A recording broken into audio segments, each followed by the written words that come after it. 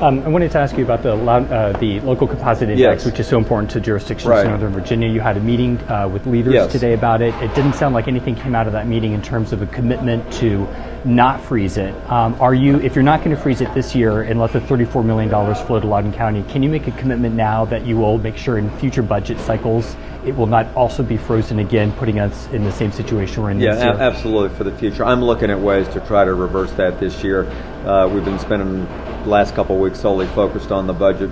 Overall, I think, though, everybody has to know that there are going to be significant cuts that are going to have to be made in healthcare and education and other areas of the budget in order to reduce the $2 billion that are necessary. The question is how to do it, and Right. obviously changing the composite index, which is effectively what this Right. does by delaying it a year Right. when it's been in place for 40 years, is not being well received by the jurisdictions that are being hurt. So you're going I've to gotten keep the- it. You're going I've to gotten keep it the message. frozen No, I didn't say that. this year. No, we're looking at ways to make that change to put it in place so that it is fair to Northern Virginia. Okay. So I am still finalizing recommendations that I want to make to the General Assembly. Okay. But I've heard loud and clear of this today from leaders up here in Northern Virginia that this work's a tremendous hardship. It's not fair, and it's punitive to jurisdictions that had Right.